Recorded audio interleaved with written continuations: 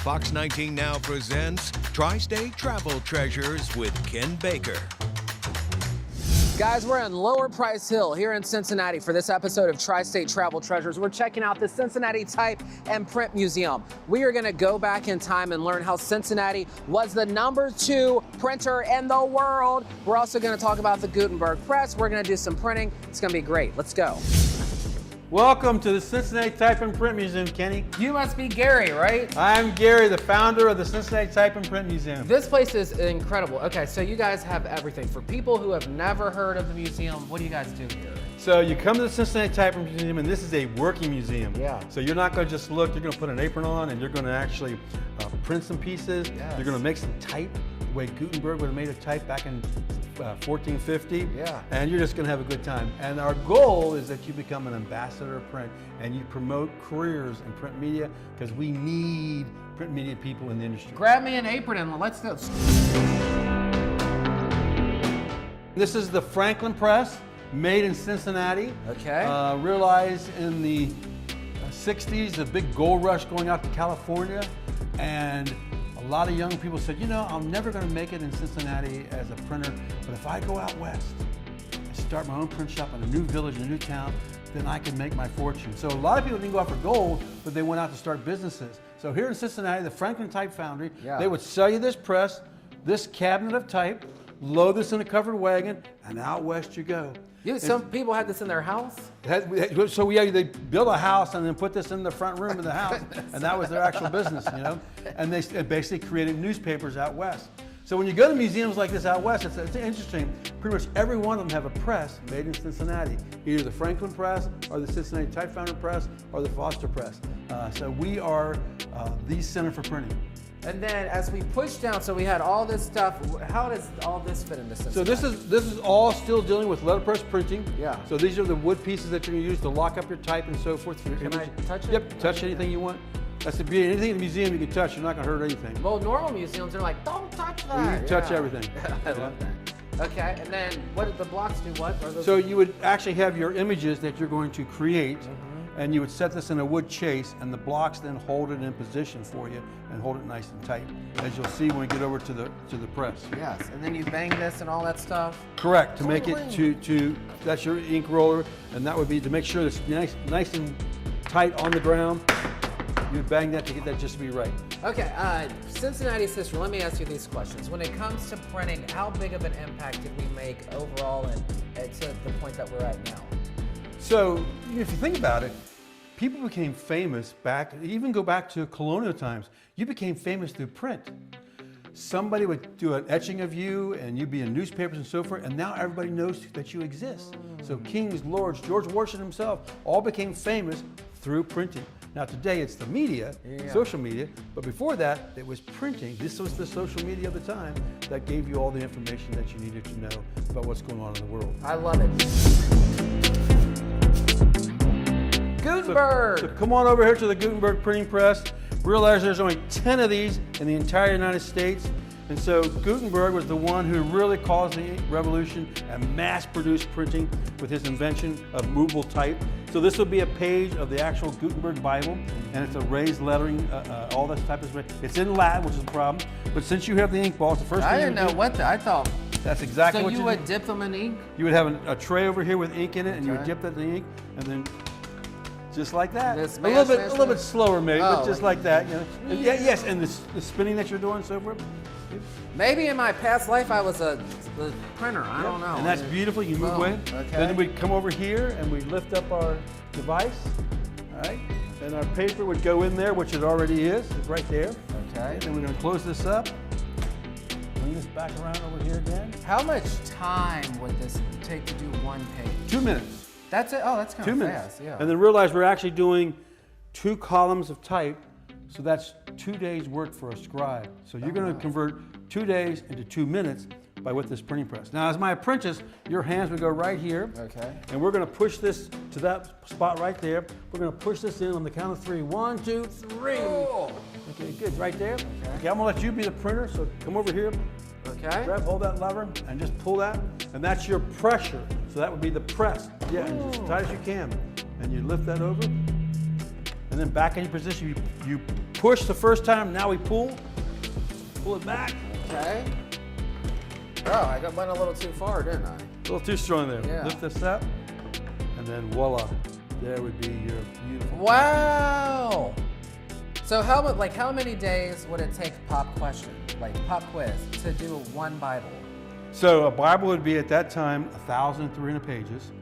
So Gutenberg, in a matter of 2.5 years, he's going to make type, and in 2.5 years, he's going to print 180 copies of the Holy Bible. Now realize, one Bible is going to sell for $55,000. Oh, so he was making some money. This printing is all about money. Yeah. Okay, that's why this took off. This was like the AI back in 1450. This was the AI, but it was driven by the fact that this was a huge money maker. Huge money. So once it comes out, everybody starts doing it. After Gutenberg dies, 20 years after this, there are 200 print shops throughout Germany because it was a huge money maker. This is incredible. In my head, I've always known that, but to see it, and there's only 10 of these right now in the United States. This model, yes. Wow. This actually is the same one that you'll see when you go to Smithsonian. Wow, that's awesome. So the gentleman who built this at the Smithsonian had so much fun, he built 2 more. Yeah. So I've got one, and my buddy in LA has got the other one in his museum. On my tour here at the museum, can I print anything? Yes, you can print. Let's go to the back. All right. And we can do some printing.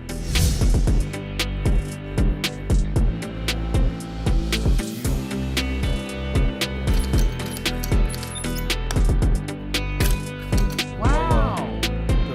The bangles back in the 20s when they didn't exist. When we get it fully operating, this machine here makes type. So the operator would sit here just like on a typewriter and type, and as they're doing that, individual mold.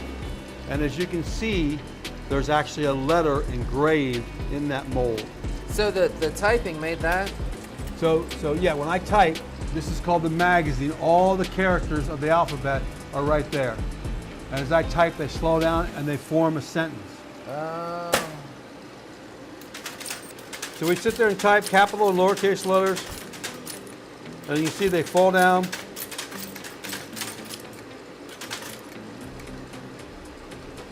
And so we would actually this is the way you would do the newspapers or a flyer before you had your Mac computers and so forth. And then once you've got it, you could actually read it if you want to because the letters are right there. And this is the tricky part. The letter comes up, over it comes, out will come a piece of type. But this is the cooler part. That's the very first robotic arm, and all the type molds go back into the case where they just came out of automatically. Wow. So you could sit here and set type all day long, and it would do that work for you automatically, which is very cool. Today we're going to print Christmas cards. You're going to put the second, or I should say the third color under the card. We've already got the red and the green. And this is July. And you might be saying, why are we printing cards in July? Well, it's the printers who created Christmas in July. Because we'd print the cards in July, the wrapping paper, the tags and so forth, so they'd be ready to sell in September and October. So first thing you do, in this room now we're using rollers, we're not using ink balls, so you go back and forth at least 6 times. 4, Beautiful. 5, 6, okay. And now across the raised, this is again, it's the raised lettering that says Merry Christmas. Go across that, raise that up. Okay. That's beautiful. Okay. Go ahead and put your roller back. Okay. Okay, grab a sheet of paper that you're going to print on. Okay. And you want to turn it, you want to basically flip it this way so the ink can go on it. All right. And then what you're going to do, just like that, bring that right on in there and let go. Okay. That's slit. Let me do it again. Bring that right in there, let go. Bam. Now, 2 hands here. Okay. And just roll with it. And that's your pressure. Okay. And flip this lever back the other way, and roll it back. All right. And then it's done? Put your foot on that bar. All right. And lift that right up. Beautiful. Wow, Gary, I like this. However, we did. That's way better than like. One thing we show you how easy it is to make things, to screw things up. We did it wrong. Oh, because we did it on the side. Let's do it again. Let me. Well, I'll let you do it because you do it way faster. I'll do this part. Okay. If people want to come here and check you out, what are your hours? Do I need a book times? So because we have to set everything up, we're by appointments only. Okay. So go on our website, make an appointment, and like I said, because you're going to work when you come here, So we've got to get everything set up for you. How long does it take a group of 6 to run through this whole thing? About an hour and a half. Perfect. Love it. Okay, before we end this episode, what's the most important thing to know about printing and its impact on history?